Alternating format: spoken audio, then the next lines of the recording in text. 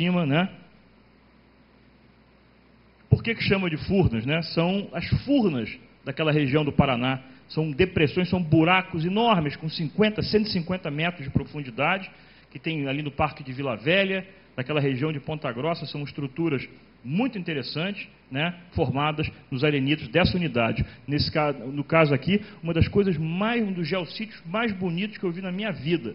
Eu já viajei bastante. Se chama Buraco do Padre, que é uma furna escavada em arenitos da formação Furnas, e uma cachoeira cai dentro dessa furna. É um negócio espetacular. Quem puder, um dia uma pequena caminhada de 15 minutos, ela teve fechada, viu, Arai? Há um tempo aí, porque o pessoal estava jogando lixo, depredando. Mas você conhece o Buraco do Padre? É espetacular. É coisa assim esse é fantástico. Está aí mais uns depósitos, meus alunos ali vendo os depósitos da formação Furnas, né? São arenitos bem estratificados, conglomerados, são com cestos arredondados. E nesse lugar aqui, hein, Bené? Eu estava trabalhando com os alunos, e aí, fuxicando, tinha um canyonzinho pequenininho. Quando eu olho assim na parede do cânion, tinha uma inscrição raspada na rocha, 1878. Não sei se um geólogo, isso é mais ou menos da época da Comissão Geológica do Império. Então estava raspado na rocha. Eu vou mostrar para você.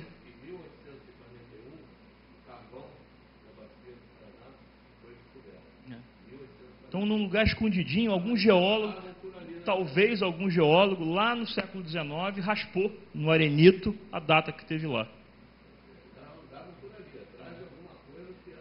O Furnas, ele tem uma coisa engraçada. O Furnas, ninguém sabe direito hoje se ele é marinho, se ele é fluvial, se ele é os dois, né? É uma discussão das maiores polêmicas da geologia da Bacia do Paraná, que tipo de ambiente foi o Furnas. Você encontra esses afloramentos que eu mostrei para vocês, eles têm cara de fluvial.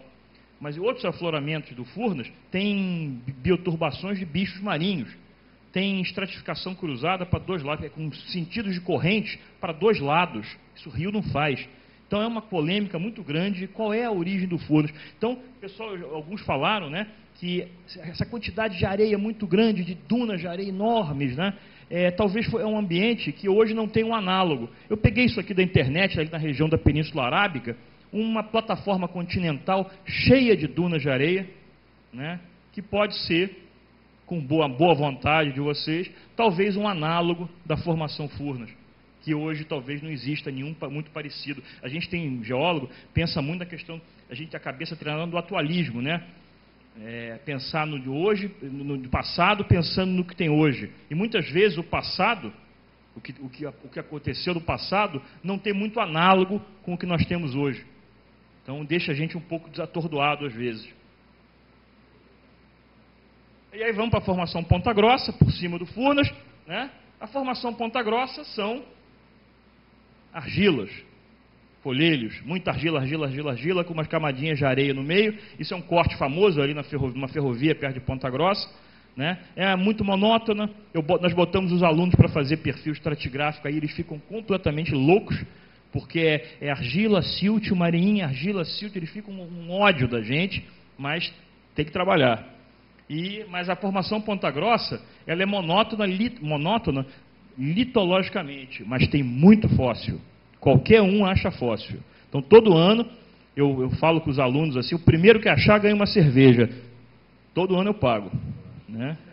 Todo ano eu pago. São braquiópodes, né? A vida, em grande parte, apesar do Devoniano ser a época em que os continentes começaram a ser ocupados, a vida era em quase totalidade nos oceanos. E a gente tem que pensar o seguinte: os mares eram frios, não era a loucura de fósseis. Você vai para os Estados Unidos nessa época, são recifes fantásticos, uma variedade de vida enorme. Aqui embaixo, no Gondwana, tinha muito bicho, mas pouca variedade. É como hoje nos mares quentes e frios. Por exemplo, o mar tropical, ele tem muita diversidade e pouca quantidade de espécies de cada uma. Nos mares frios você tem pouca diversidade e muita quantidade daquela espécie. Na Antártica, por exemplo, é o crio, aquele camarãozinho. Não tem muita variedade, mas o que tem muito. E era mais ou menos assim naquela época. O Ponta Grossa seria o mar. Então, do Furnas, que era uma coisa plataformal, fluvial, o mar subiu. Então, peguei uma foto, uma imagem do mar, que era o ambiente do Ponta Grossa. Só que não era o mar como a gente conhece hoje, o mar que divide, que está no meio entre o Brasil e a África. Era um mar intracontinental. Era como se fosse um golfão, um enorme golfo enfiado dentro de Gondwana. Era um mar que, por exemplo, não é esse mar aqui do Rio de Janeiro, que você tem a plataforma continental, talude e planície abissal. Aquela coisa bem marcada. Não, era uma rampa suave, né? Totalmente diferente dos mares que a gente conhece hoje. Tem algum análogo atual de um mar intracontinental parecido hoje? Acho que não, né, Marai? Não tem nada. Vê só. Esses mares daquela época, você não tem análogo atual. São mares completamente diferentes dos mares atuais. E era um mar, apesar de um mar diferente, ele também tinha tempestades. E essas tempestades ficam marcadas naquela camada, naquele pacote monótono de argila, de repente você tem uma camada de areia. Eram ondas que passavam por cima, retrabalhando e jogando camadas de areia. Isso a gente vê nos perfizinhos que a gente faz. Era um mar epicontinental, no meio do continente, mas também tinham tempestades. Vamos para o grupo Itararé. Subimos aí, um lapso de tempo muito grande, todo o Furnas e o Ponta Grossa foram soterrados, foram litificados e foram suerguidos e foram erodidos.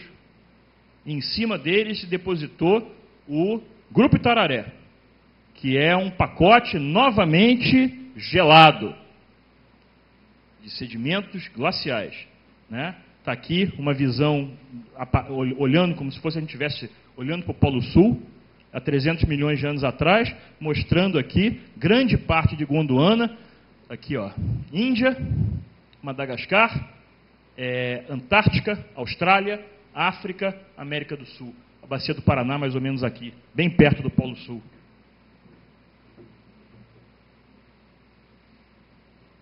E talvez os mais notáveis arenitos da formação Itararé é o arenito Vila Velha, do Parque Estadual de Vila Velha, que faz essas formas fantásticas. Está ali a proa do navio, pertinho da taça.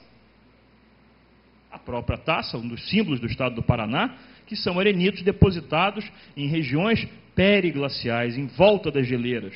Não eram de geleira, mas eram próximos às grandes geleiras.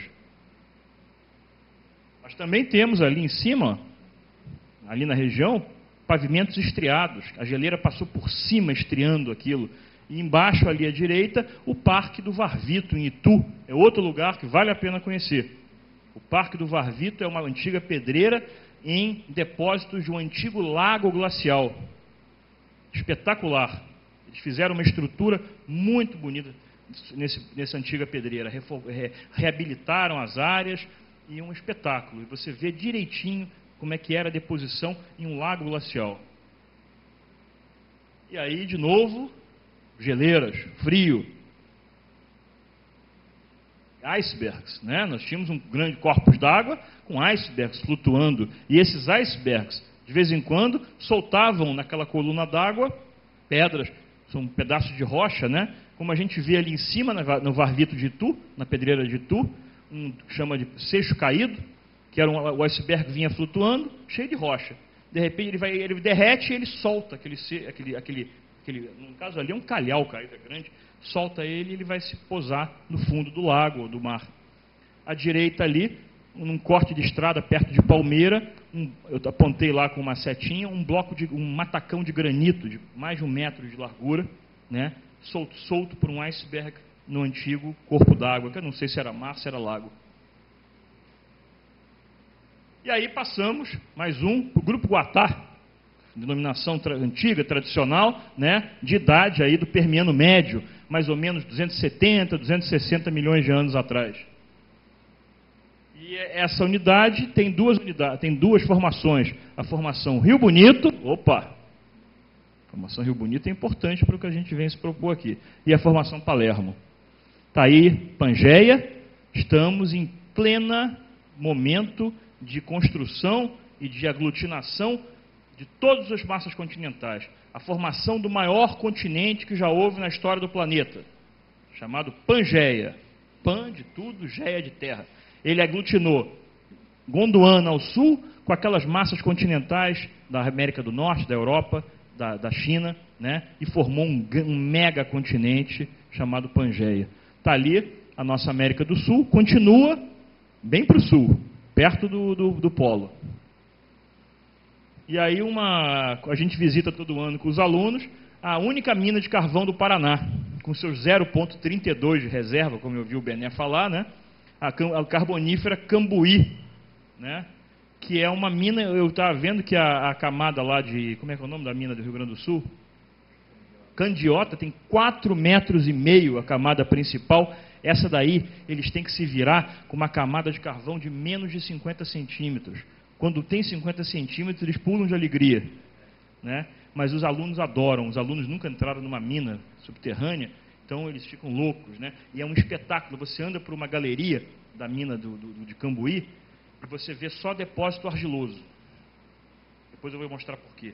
E aí você vai andando, você começa a aparecer no teto areia, arenito, branco, e pingar água. E aí você vai andando pela galeria, o contato do arenito vai baixando, até chegar no teu pé. E você continua andando, o contato do arenito vai subindo, até voltar ao teto. Aí você pensa, depois você tem uma estrutura em forma de canal, de areia, no meio de uma planície de lama. E aí pinga água, muita água, né? E o carvão está embaixo. Em um certo momento, a areia corta o carvão. E aí, o Rio Bonito, ele era um ambiente de deltas, um ambiente de transição, rio, delta, mar, planícies alagadas, com rios cortando. E você vê uma coisa parecida com essa dentro de uma mina subterrânea. É só prestar atenção. Cheio de... E o carvão é a vegetação que estava lá, nos pântanos, sendo preservada, sendo soterrada. Nesse caso aí não era muita vegetação, mas no Rio Grande do Sul são vários metros de espessura.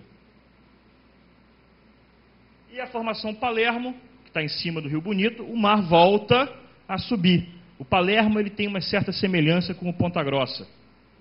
Argila e areia de tempestade. Um ambiente muito parecido com a formação Ponta Grossa, alguns milhões de anos depois. Então o mar sobe, o mar desce, o mar sobe, o mar desce. No caso aí, subindo.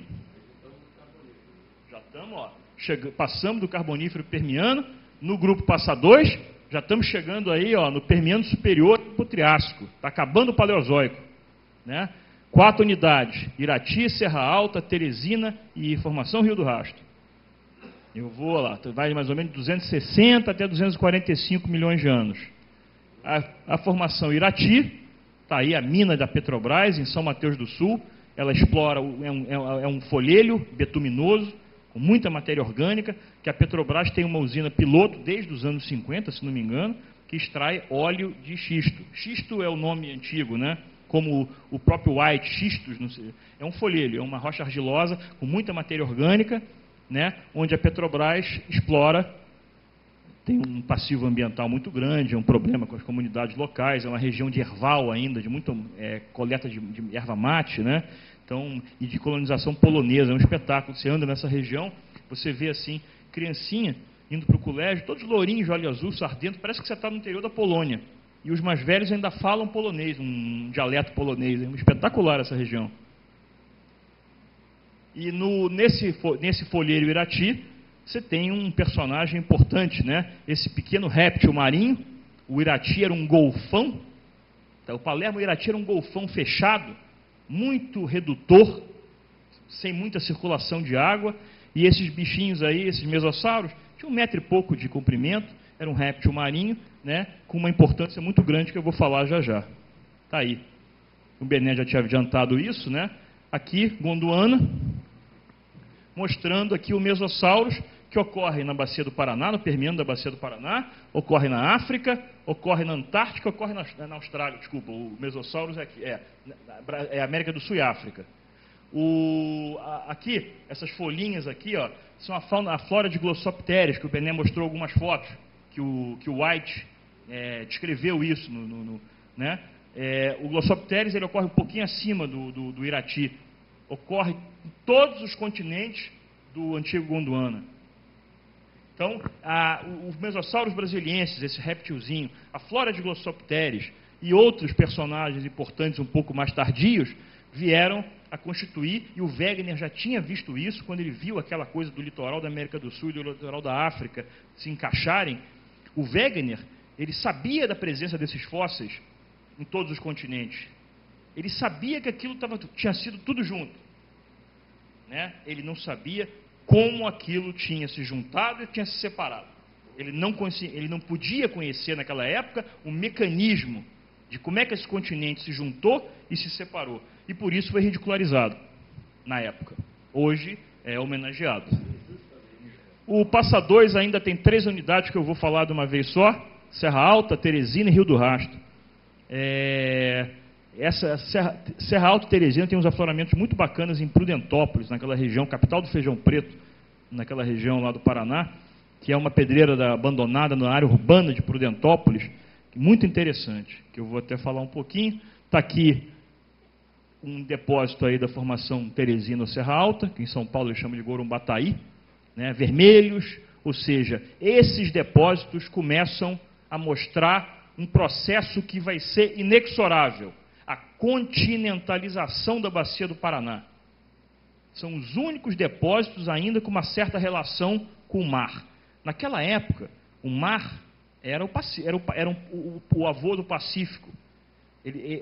A bacia do Paraná, ela era aberta para onde hoje está a Cordilheira dos Andes, que não existia e que só veio existir milhões de anos depois. Os Andes, naquela época, nem sonhavam, né? Então, a bacia do Paraná era aberta para o oeste. E aos pouquinhos, ao longo dessa história que eu estou falando, o mar vai subindo, vai descendo, vai subindo, vai descendo, e aos pouquinhos ele vai sendo expulso. Aquela bacia vai sendo entulhada de sedimentos, né? E esses depósitos de Teresina, Serra Alta e Rio do Rastro são a primeira evidência clara de continentalização da bacia. Está aqui um ambiente que a gente encontra naquela região, nas rochas daquela região: depósitos de praia, depósitos de planície de maré, depósitos de ilha barreira, ou seja, um ambiente próximo ao mar, mas litorâneo. No Serra Alta, no Rio do Rastro, a gente já encontra lagunas costeiras com muita flora de Glossopteris, de tropeçar, você meter o martelo assim e sair aquelas folhinhas. Os alunos ficam todos doidos, empurrar eles para dentro do ônibus, né? E aí, no Permiano, final do Permiano, há 251 milhões de anos atrás, houve a maior, como diria o Saddam Hussein, a mãe de todas as extinções, a maior extinção da história do planeta, né? Essa figurinha aqui, ela mostra